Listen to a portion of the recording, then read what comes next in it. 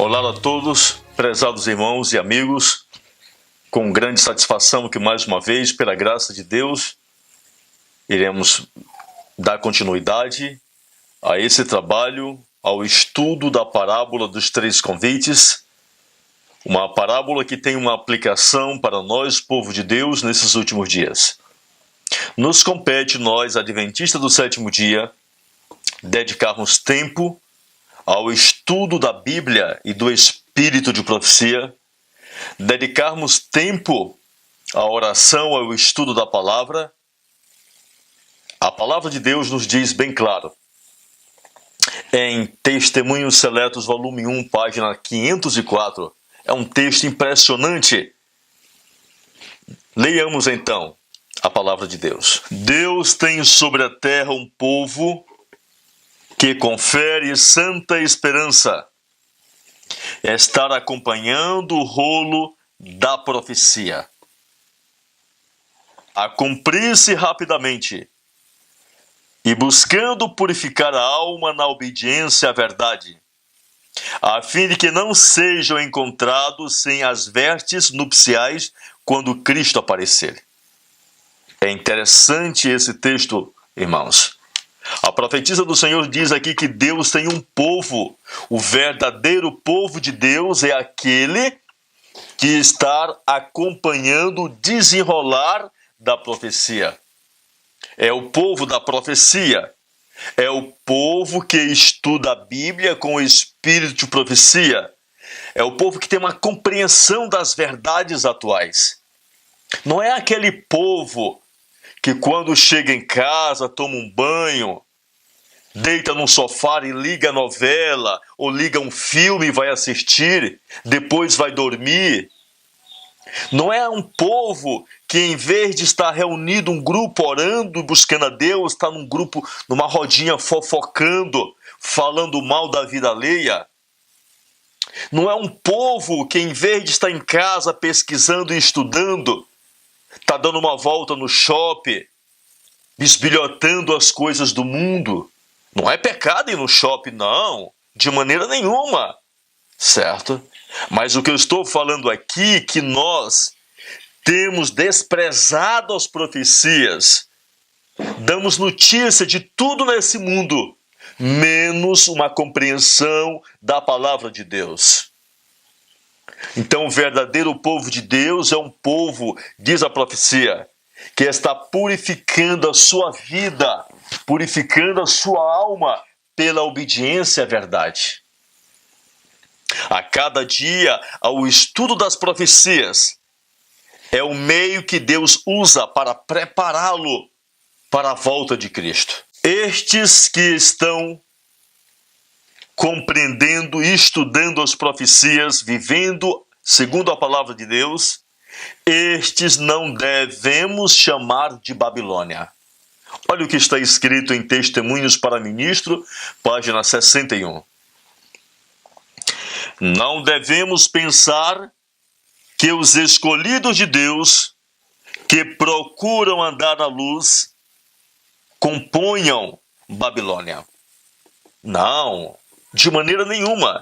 Lembremos bem uma coisa, irmão. Quando o povo de Deus saiu do Egito, a palavra de Deus diz que um grupo imenso de egípcios saíram com o povo de Deus. Eles eram babilônicos, eles eram egípcios. Eles saíram com o povo de Deus para a terra de Canaã porque ouviam falar de uma terra que emanava leite e mel.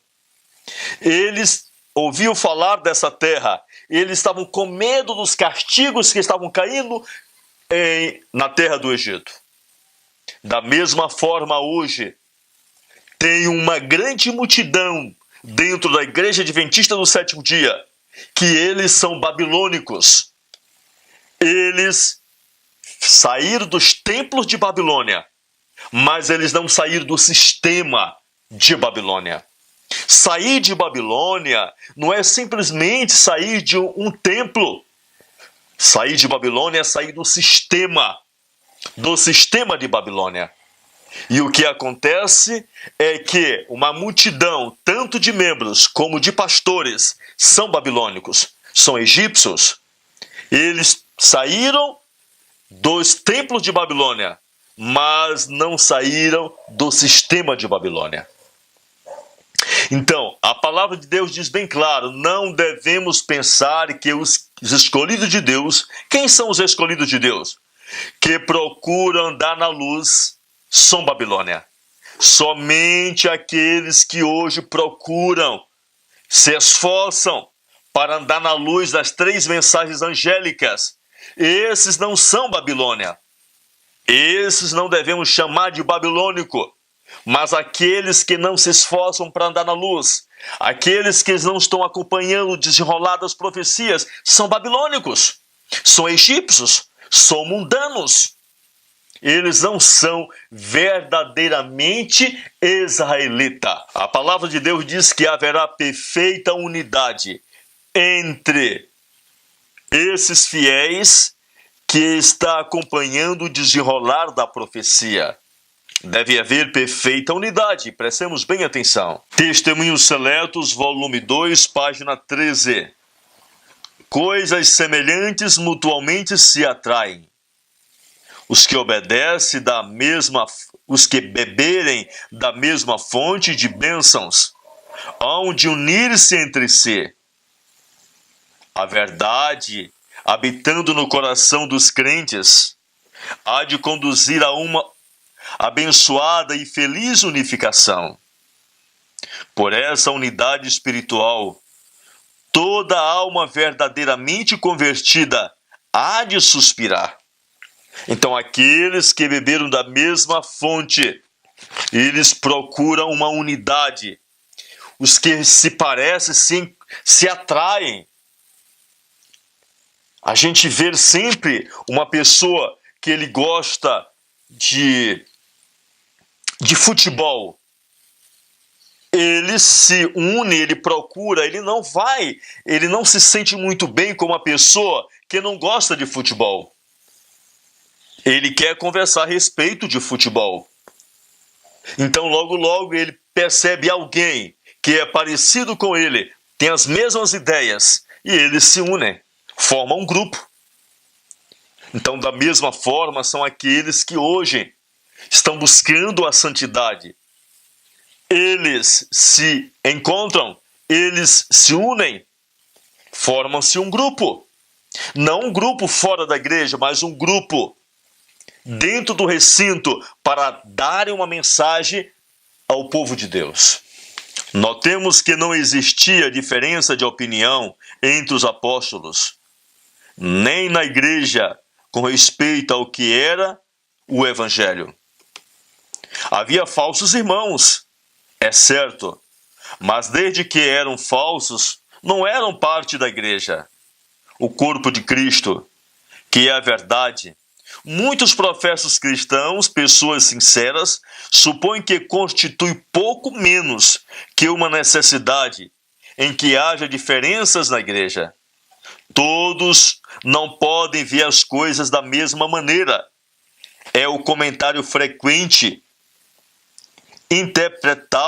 Interpretam mal. Efésios 4, versos 13. Deduzindo que Deus nos concedeu dons até que todos cheguemos à unidade da fé.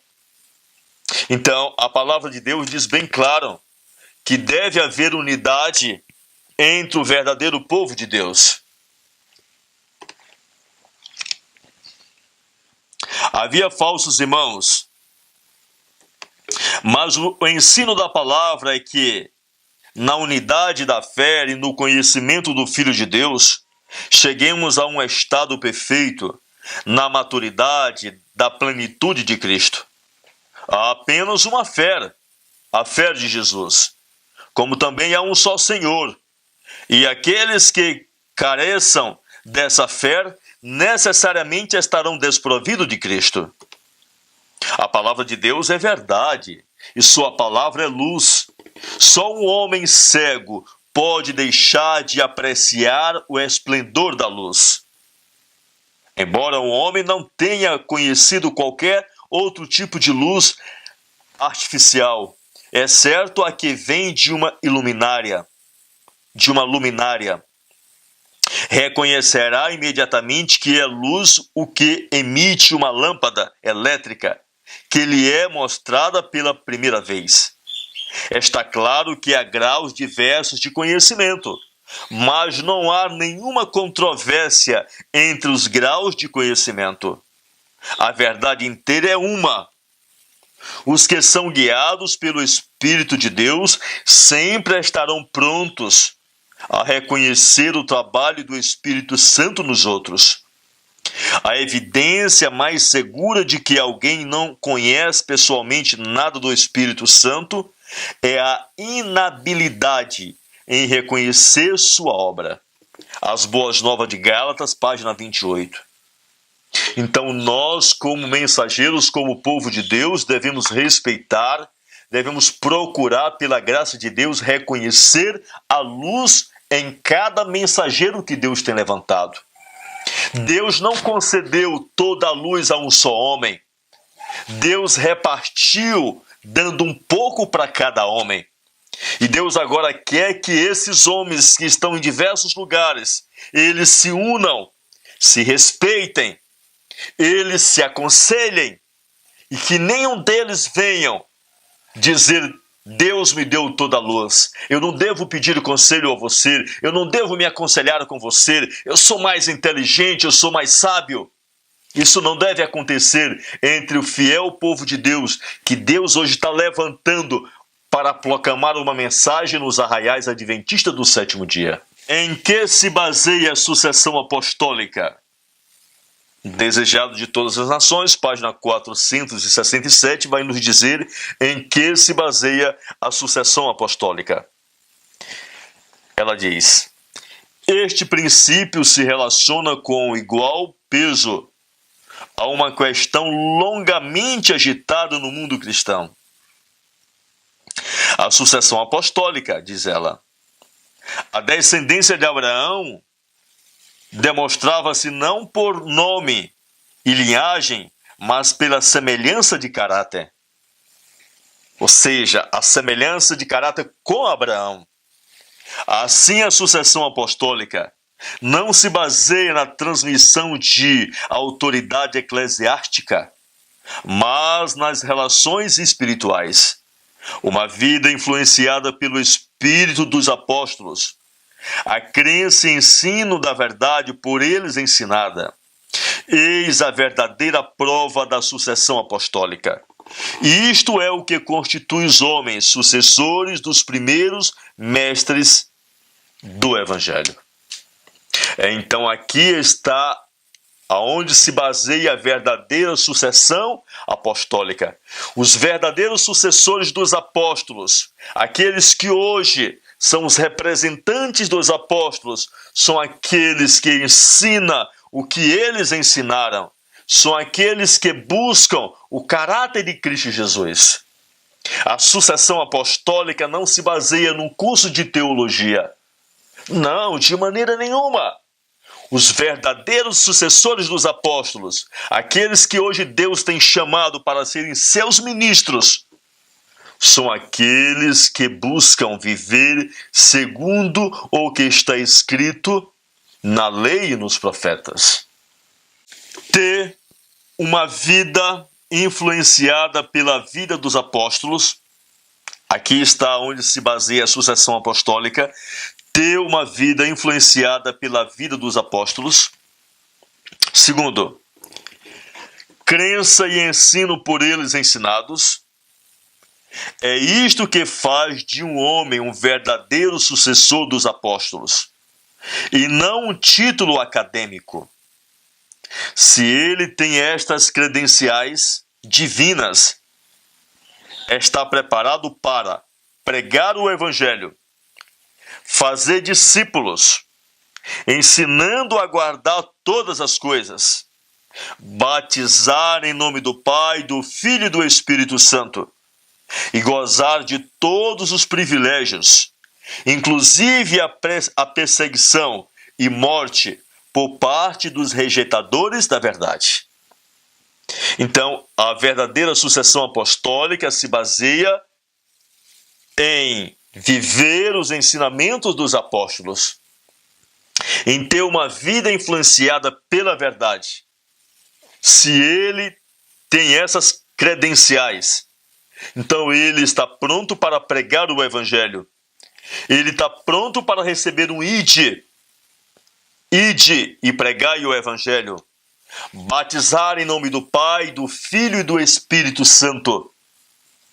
Ele está pronto também para gozar dos privilégios. Que privilégios?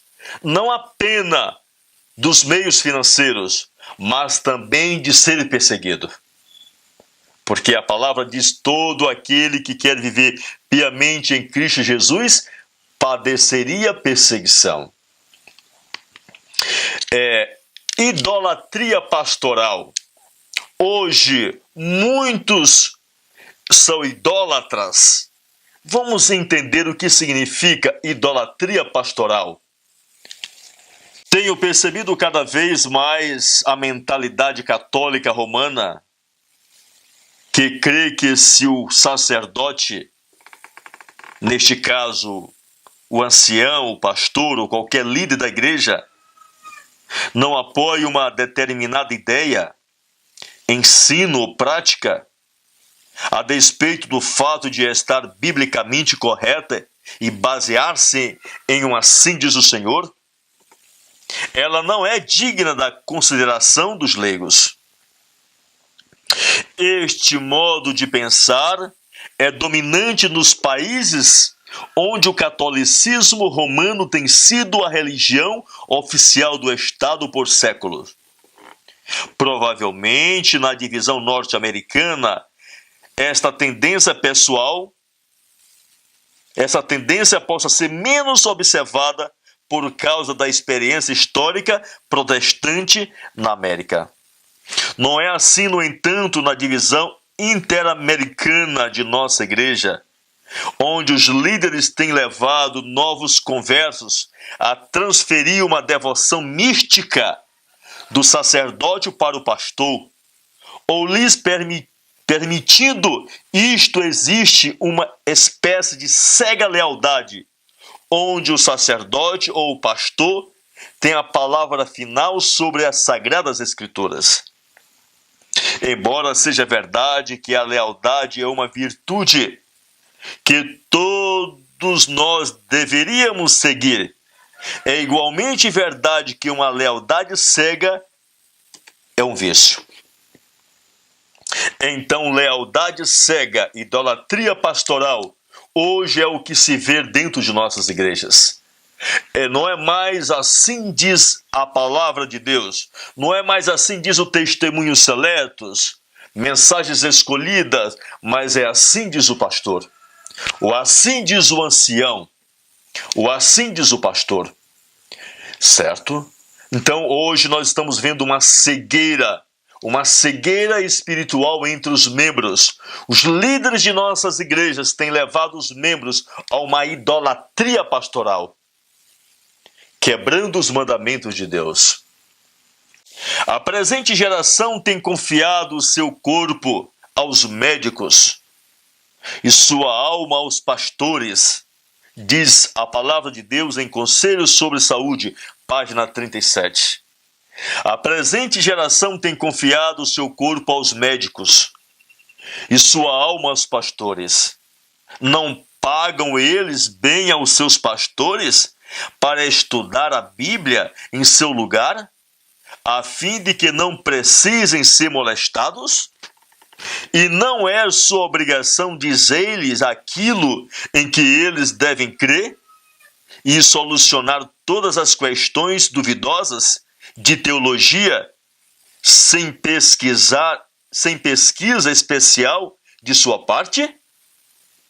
Ellen White diz: não dão eles os dízimos e as ofertas aos pastores para pesquisar por eles?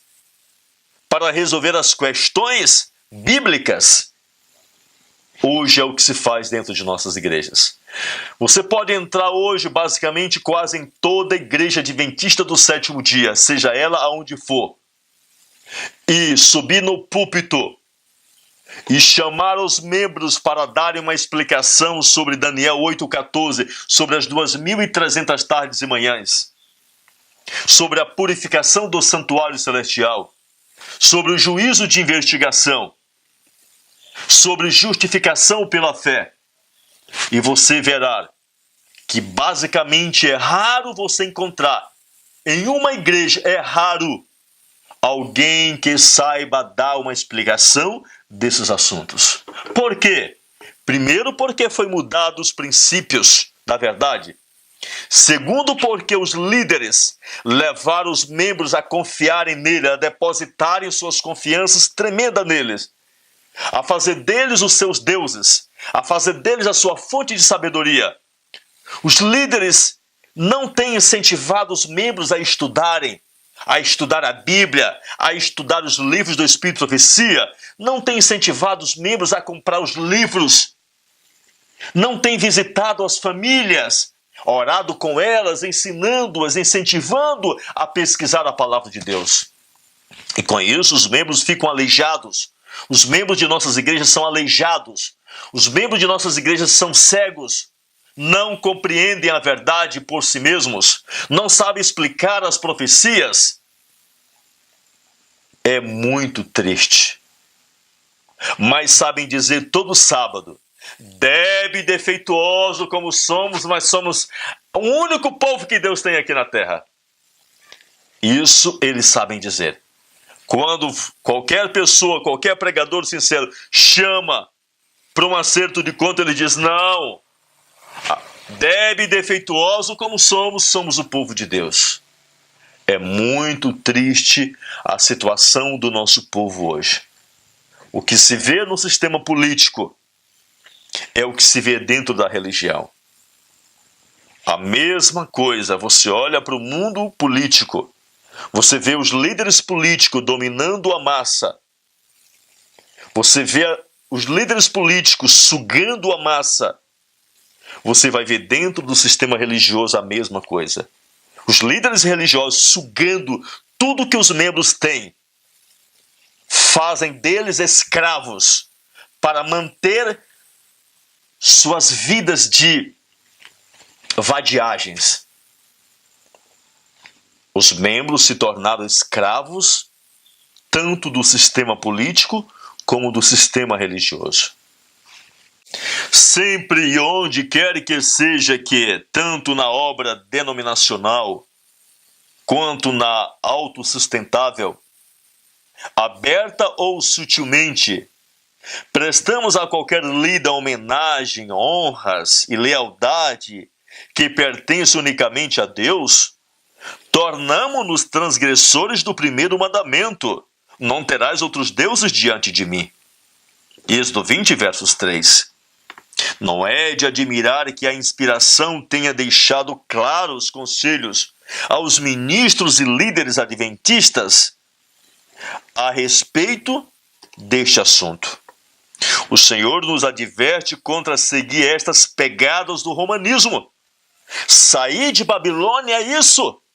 Sair de Babilônia é sair desse sistema de deixar com que os outros dominem a nossa mente, de deixar com que as pessoas nos digam o que temos que fazer, dessa lealdade cega. Isso é sair de Babilônica. Então significa que basicamente quase todos os membros de nossas igrejas são babilônicos. Não saíram de Babilônia. Estão embriagados com vinho de Babilônia. Estão bêbados com vinho de Babilônia. É muito interessante, irmão. Continuemos nossa leitura. Testemunhos para Ministro, página 359, 364, 348. Colocar o homem onde Deus devia estar não honra nem glorifica a Deus. Deve o presidente da Associação Geral ser o Deus do povo? Deve os homens de Battle Creek ser considerados de sabedoria infinita? Quando o Senhor trabalhar no coração e no intelecto humano, serão estabelecidos diante do povo princípios e práticas diferentes destas. Deixai-vos, pois, o homem, O Senhor tem uma controvérsia com o seu povo sobre essa questão. Que questão? A questão dos líderes dominarem a mente dos membros. A questão dos membros se deixarem ser dominados pelos líderes. Deus tem uma controvérsia dos dois lados. Do lado, os líderes que controlam a mente dos membros. Do outro lado, os membros que se deixam controlar pelos líderes. Nós devemos examinar a palavra por nós mesmos. Devemos comprar todos os livros do Espírito de Profecia. Colocar uma estante em nossa casa, onde todos possam ver. Devemos incentivar cada membro da família a pesquisar a palavra de Deus. E dizer para eles: filhos, isso aqui é a nossa novela, isso aqui é o nosso filme. Aqui está o nosso alimento. Esta falência espiritual, lealdade cega, não é tão simples como possamos pensar. Definitivamente ela tem algumas de suas raízes no ambiente geopolítico e sociológico que circunda a igreja. Hoje, assim como nos dias de Cristo, nos reinos do mundo, a posição implicava em engrandecimento próprio. Supunham-se que o povo existia para benefício das classes dominantes. Influências, fortuna, educação eram outros tantos meios de empolgar as massas para proveito dos dirigentes. As classes mais altas deviam pensar, decidir, gozar e dominar as mais humildes. Cumpria obedecer e servir. As mais humildes cumpria obedecer e servir. A religião, como tudo mais, era uma questão de autoridade. Do povo esperava-se que acreditasse e procedesse segundo a direção de seus superiores. O direito do homem como homem, pensar e agir por si mesmo, era inteiramente postergado. O desejado de todas as nações, página 550. O que hoje a gente vê tanto no mundo político como dentro da religião, isso vem desde muito tempo. Isso aí surgiu entre os gregos. Isso foi uma cultura grega que foi implantada na religião judaica, na religião do Velho Testamento. Isso, uma cultura grega que hoje está implantada no mundo político e religioso. Nós olhamos que a besta de Apocalipse 13, ela é semelhante a leopardo, é semelhante ao urso e semelhante ao leão. Semelhante a leopardo significa que esta besta, ela iria trazer a todo o sistema grego, todo o sistema de filosofia grego, e seria implantado hoje dentro do sistema da religião. Então, o vinho de Babilônia está composto nesses três elementos. Então, hoje, o povo de Deus tem sido dominado por esse sistema católico, apostólico, romano, que foi implantado dentro da Igreja Adventista do Sétimo Dia, chamado idolatria pastoral. Iremos agradecer ao Senhor por tudo o que Ele tem feito por nós.